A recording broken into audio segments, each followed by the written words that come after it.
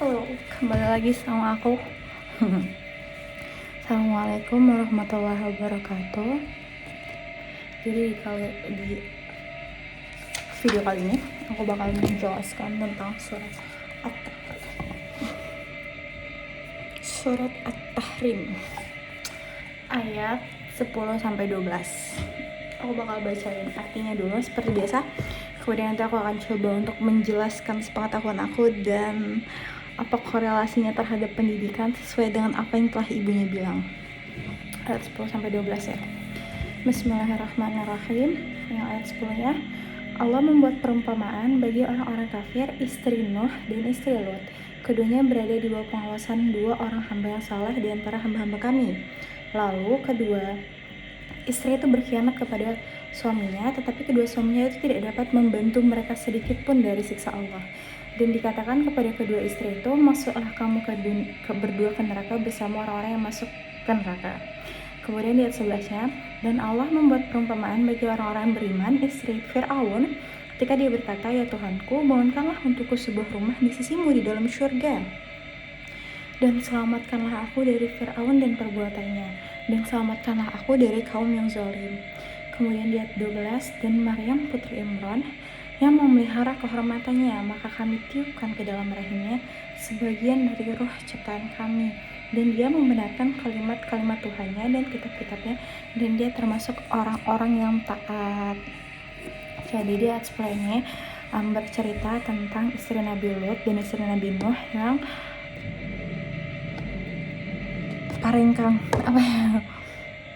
yang durhaka terhadap suaminya, yang pembangkang terhadap suaminya, di mana istri Nabi Lut itu ketika diceritakan bahwa mendukung para LGBT, termasuk ketika masa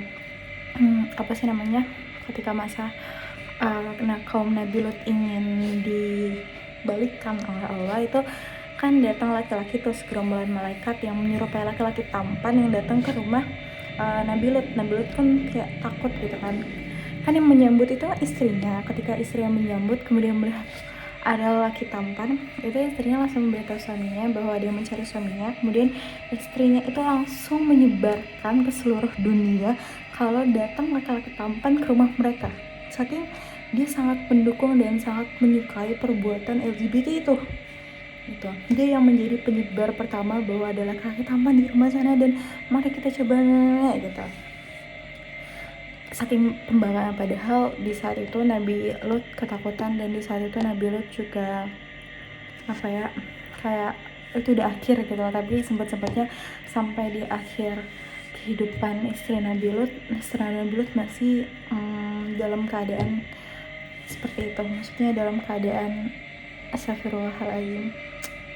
Kemudian istri Nabi Nuh juga ketika dihimbau oleh Nabi Lut bahwa akan ada banjir, tidak percaya. Kemudian termasuk anak-anaknya juga tidak percaya gitu, walaupun sudah menemani Nabi Nuh bertahun-tahun, tapi sebertahun-tahun itu tidak mengartikan bahwa bisa gitu hidayah itu bisa turun, walaupun padahal Allah sudah kalau dari terjemahnya Allah tuh udah ngasih isyarat bahwa keduanya berada di bawah pengawasan dia orang hamba yang soleh di antara hamba-hamba kami. Maksudnya artinya bahwa bahkan di dalam pengawasan hamba yang soleh sekalipun Allah bilang hidayah itu gak akan bisa turun tanpa sesuai dengan izinnya Allah gitu. Kemudian keimanan seorang itu tidak dapat diwariskan, keimanan seseorang itu tidak dapat terbentuk dari lingkungan, namun itu bisa mendukung atau bisa apabila seseorang itu memang ingin mencari hidayah, maka dia mencari lingkungan yang baik, itu bisa menjadi peran pendukung, tapi menjadi faktor utama dia untuk mendapatkan sebuah hidayah, dia untuk mendapatkan sebuah keimanan, itu nggak bisa, karena memang iman itu yang bisa memberikan itu hanya Allah. Aku sedih. Hanya Allah yang bisa ngasih keimanan ke kita.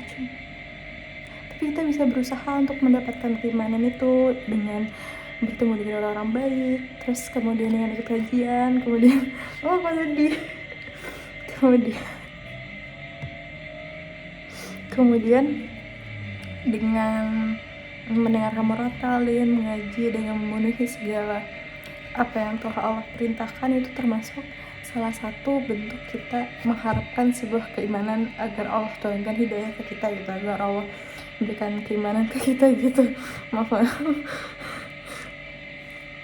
Kemudian di sini juga Allah bilang bahwa kedua suaminya itu tidak dapat membantu mereka sedikit pun dari siksaan Allah. Jadi sesoleh apapun mereka tidak akan pernah sesoleh apapun suami mereka tidak akan pernah amalan suami mereka, doa suami mereka, dan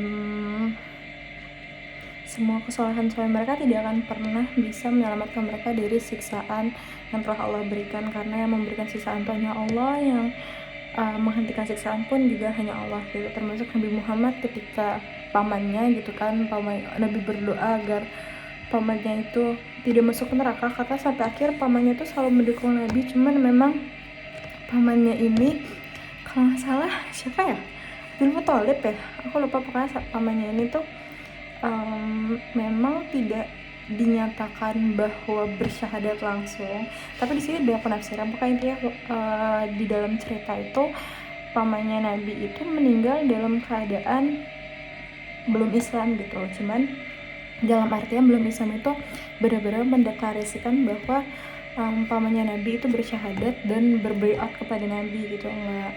Tetapi itu makanya Nabi memohon ampun, minta doa supaya pamannya ini tidak masuk neraka gitu, karena pamannya orang yang selalu membantu Nabi, orang yang rela menjadi tameng Nabi, orang yang rela melakukan segala sesuatu untuk Nabi gitu.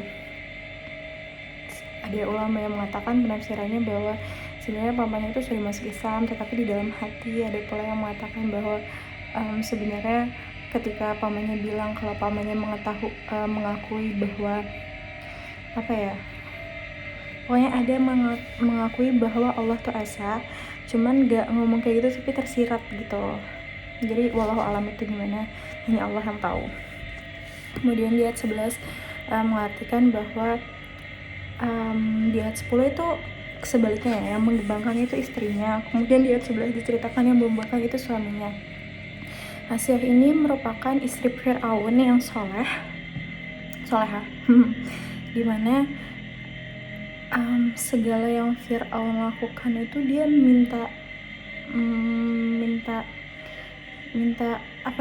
perlindungan kepada Allah gitu kan. Berdoanya, Tuhanku, bangunlah untuk rumah di surga dan selamatkanlah aku dari Fir'aun dan perbuatannya, dan selamatkanlah aku dari kaum yang zalim.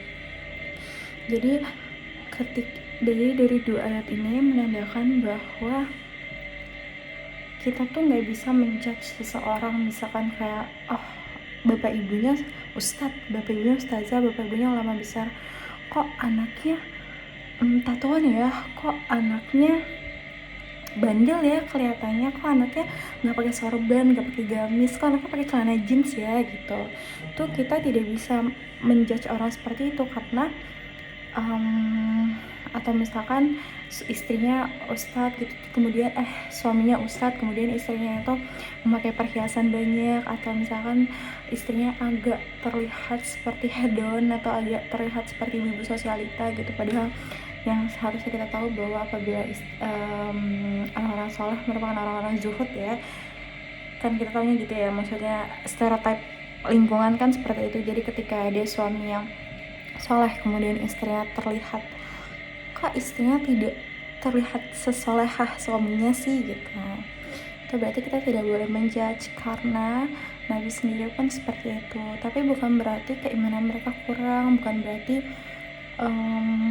mereka orang-orang yang tidak beribadah atau seperti apa, enggak.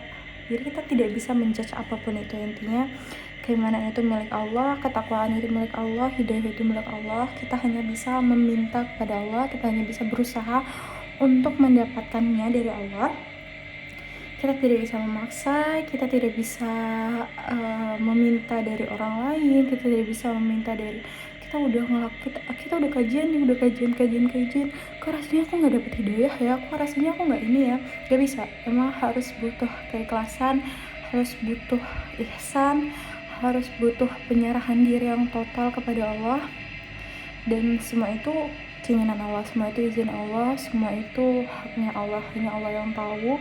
Kita tidak tahu apa yang ada di dalam hati, kita hanya tahu apa yang terlihat. Apa yang terlihat pun tetap bisa multitafsir. Jadi yang penting adalah kita meminta selalu kepada Allah. Di sini diajarkan bahwa apabila kita tidak soleh terhadap suami, atau kita tidak soleh terhadap orang tua kita atau gimana, solehah maksudnya kalau aku ya yaitu, maka Allah bilang bahwa kalau misalkan membangkang itu balasannya neraka. Karena di sini Allah perintahkan di akhir ayat 10 itu bahwa masuklah kamu berdua ke dalam api neraka. Disebutkan sebelumnya Allah menjelaskan tentang pembangkangan. Maka ketika kita membangkang, ketika kita berbuat jelek, ketika kita tidak menurut kepada Allah, perumpamaan terus maka itu balasannya adalah neraka gitu. Allah akan memasukkan mereka ke neraka. Kemudian di ayat 11 itu menandakan bahwa kepastian setiap kejelekan yang kita lakukan, setiap perbuatan jelek, setiap pembangkangan, kejahatan dan apapun itu pasti masuk neraka. Kenapa? Karena Allah sendiri yang bilang di sini, dan dikatakan kepada kedua istri itu kan masa Allah langsung mengatakan kepada kedua istri itu, masuklah kamu berdua ke neraka bersama orang-orang yang masuk neraka.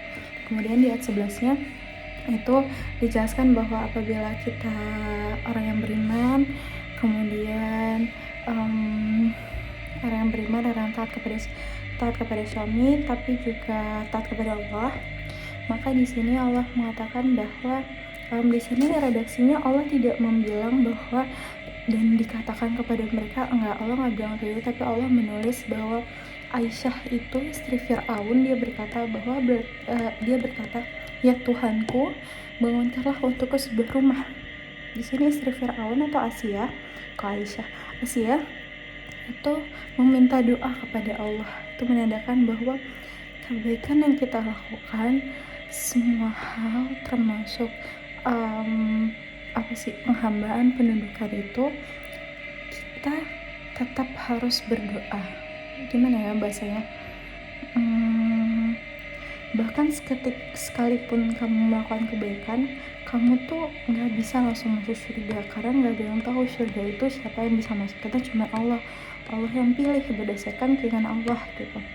Makanya redaksi di sini Allah mengajarkan bahwa walaupun kamu udah beriman, udah baik, tetap minta doa kepada Allah. Allah mengajarkan bahwa beginilah caranya ketika kamu sudah beriman, maka berdoalah kepada Allah.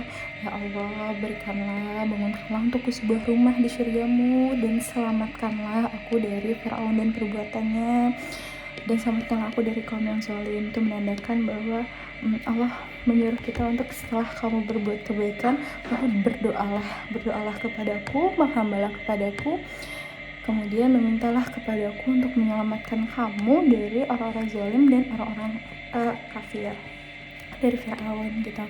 Kemudian di ayat 12 Allah ini yang berhubungan itu 10 sama 11, kemudian 12 ini cerita beda lagi. Tapi Allah menjadikan satu ayat karena termasuk orang-orang beriman, menandakan bahwa ada seorang putri yang tidak pernah disentuh lelaki, tetapi ia selalu menjaga kehormatannya. Kemudian Allah berkata di sini, Allah menceritakan di sini bahwa kejadian itu nyata. Allah menceritakan di sini bahwa itu benar-benar terjadi dengan mengatakan bahwa Maryam putri Imran yang memelihara kehormatannya, Allah bilang bahwa memelihara kehormatannya, maka kami tiupkan ke dalam rahimnya sebagian dari ruh ciptaan kami, dan dia membenarkan kalimat-kalimat Tuhannya dan kitab-kitabnya, dan dia termasuk orang yang taat.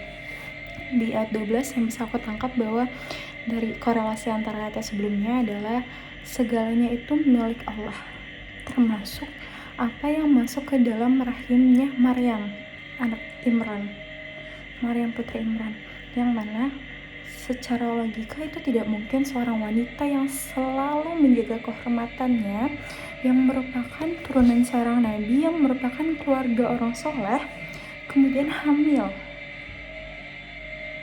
Itu nggak bisa, itu tidak masuk akal, cuma Allah menunjukkan keesaannya, Allah menunjukkan kebesarannya, Allah menunjukkan kekuasaannya, bahwa itu bisa terjadi apabila Allah menginginkan. Ini menandakan di 3 ayat ini mengatakan bahwa semua hal itu terjadi atas kehendak Allah, semua hal itu Allah. Jadi tidak ada sangkut pautnya dengan perbuatan manusia, namun perbuatan manusia itu bisa mendukung atau bisa untuk meminta kepada Allah sebagai bentuk usaha, bukan sebagai bentuk hasil, bukan sebagai bentuk putusan atau ketetapan. Ketetapan itu tetap milik Allah, itu haknya Allah. Demikian pembahasannya. Menurut aku cukup. Korelasinya terhadap pendidikan adalah bahwa lingkungan yang baik pun tidak menjamin bahwa seseorang itu baik. Kemudian istri, suami, keluarga yang baik tidak mempengaruhi bahwa anggota keluarga mereka lainnya itu menjadi baik. Kemudian mengetahui bahwa segala hal yang ada di dunia itu adalah milik Allah dan ketetapan mutlak itu punya Allah. Jadi secara 3 ayat secara panjang menjelaskan bahwa apapun yang manusia lakukan, apapun yang seorang hamba lakukan itu tidak mempengaruhi keputusan Allah karena ketetapan itu punya Allah, tetapi bentuk usaha mereka, bentuk usaha seorang manusia untuk penghambaan dia terhadap Allah itu akan bisa dinilai Allah gitu. Itu akan dilihat oleh Allah sebagai sesuai dengan apa yang dijelaskan di Luqman gitu, bahwa sekecil apapun atau sederet biji sawi, ya kalau misalnya ziroh kan, biji sawi pun Allah tahu, Allah lihat. Kemudian yang ada di dalam batu itu kan berarti kan batu itu harus dibuka dulu kan, harus dibelah dulu kan baru tahu, karena dari luar maka tidak terlihat. Bakal setersembunyi itu pun Allah tahu gitu. Apa yang ada di antara langit dan bumi, setinggi langit sedalam bumi pun Allah tahu. Jadi usaha dan ikhtiar itu tetap penting, berdoa itu tetap penting. Ada termasuk tadi ayat 11 itu kan berdoa dan menjaga kehormatan. Itu juga salah satu korelasinya adalah pentingnya menjaga kehormatan, karena dijelaskan bahwa Maryam itu menjaga kehormatan. Itu termasuk penting. Wabillahi taufiq wal hidayah. Wassalamualaikum warahmatullahi wabarakatuh.